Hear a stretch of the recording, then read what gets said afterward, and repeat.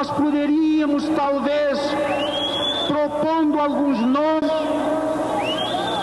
resolver esta nossa diferença que tem que ser passageira.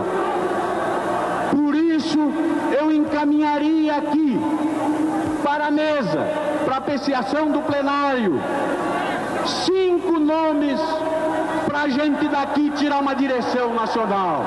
É evidente que nós queremos aqui dentro a unidade por aqueles que estão aqui dentro e estão defendendo a unidade da classe trabalhadora, não aqueles que estão fora.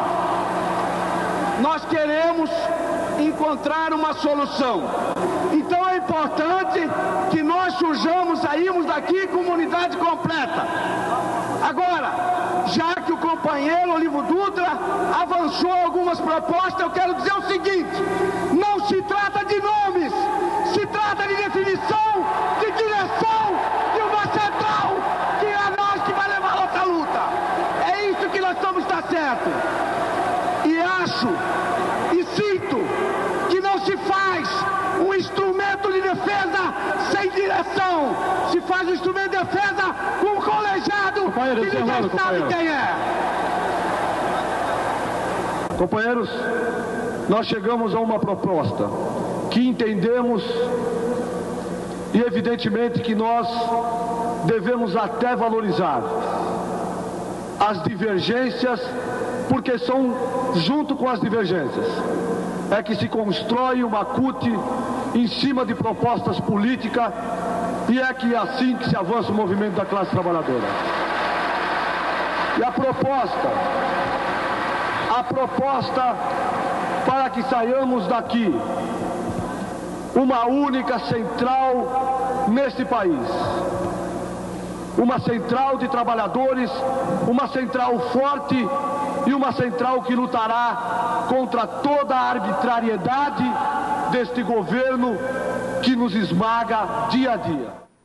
Eu queria que vocês me falassem concretamente quais foram as conquistas dos trabalhadores com a criação da CUT. A gente percebe que tem mais ou menos as mesmas reivindicações daquela época são as de hoje. Aí os dois me respondam aí quais foram concretamente. Mas se você pegar a pauta de reivindicações do movimento sindical hoje, pegar no início do século passado, você vai ver que é mais ou menos as mesmas. Sim. Isso é parte do movimento sindical. Você vai ter que encontrar lá melhores salários, melhores condições de trabalho, redução da jornada de trabalho, entendeu? Você vai encontrar isso. Então, isso se repete, porque essa é a essência básica do sindicalismo. Sim. Né? Eu acho que em termos de conquista, o que nós conquistamos é que o processo de democratização no Brasil, ele teve influência da classe trabalhadora. Né? A CUT acho que teve esse papel, é de influenciar nesse processo, é de colocar sua marca nesse processo. Eu acho que sem o movimento sindical organizado, sem a CUT, o processo naturalmente seria diferente. Na certa seria diferente. Nós não teríamos conseguido, inclusive, eleger o Lula, passar essa experiência de 8 anos que nós passamos com o Lula, que foi fundamental para o desenvolvimento do país. Né? Então, eu acredito que se não fosse o movimento sindical, o processo econômico nosso, em que os ricos estão cada vez mais ricos, os pobres estão cada vez mais pobres, eu acho que esse processo seria muito mais profundo. A concentração de renda. A concentração de renda seria muito maior. Eu acho que a CUT, junto com os movimentos sociais, ela conseguiu reunir o movimento social, né, organizar o movimento sindical e influenciar nele. Então, acho que esse é o papel da central sindical. Sim. O papel da central sindical não é ficar só, né, apoiar o sindicato para suas lutas corporativas, mas o papel da sociedade é intervir na política, na economia do país. Agora, eu acho que esse é o papel que a CUT tem feito. Gilmar, ser situação, que continua a situação, né? Lula, Dilma, é garantia de mais conquistas para o trabalhador? Olha, com Lula foi muito. Lula foi o melhor presidente da história do Brasil. Eu acho que é um erro a imprensa brasileira tentar destruir a imagem do Lula, porque o país perde com isso, um erro de imagem internacional.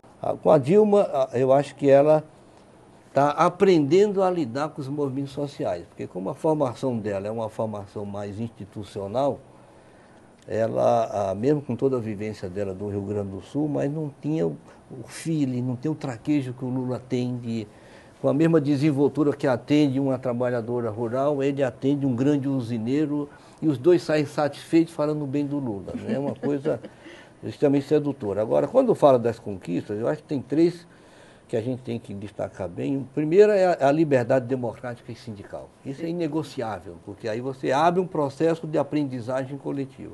Segundo, para o movimento sindical, que é a negociação direta, sem a interferência da Justiça do Trabalho. Sim. Porque antes era database, Justiça do Trabalho, dissídio coletivo. E aí não tinha participação dos trabalhadores. Os trabalhadores não participavam nem da elaboração da minuta de reivindicações. Né?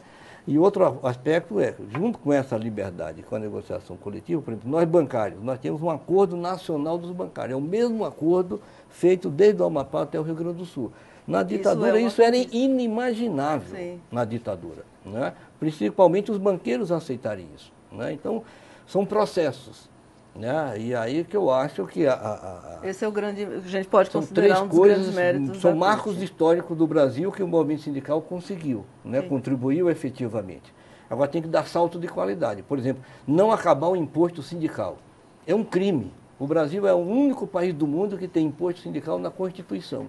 E não é por pressão dos trabalhadores, foi pressão dos empresários para manter o imposto sindical na Constituição. Liberdade de organização por local de trabalho. Não precisa a obrigatoriedade do sindicato único. Tem que acabar. Se não tem partido único, se não tem igreja única, por que vai ter sindicato único? Agora, para isso tem que se acreditar na autodeterminação das pessoas, dos povos. E muitas vezes nem as pessoas da esquerda acreditam muito naquilo que falam, né? Quanto mais a direita. Então é um processo que a gente tem que evoluir e conquistar pela frente. Mas 28 anos, perto de 500 anos... Estamos bem. Estamos bem. Música, meninos.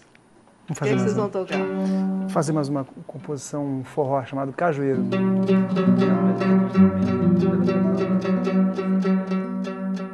Esse é um bandolim, instrumento divulgado pelo Jacó. O Jacó do bandolim fez dezenas, talvez centenas de composições maravilhosas para esse instrumento e a gente vai aprendendo as músicas dele para fazer as nossas, né?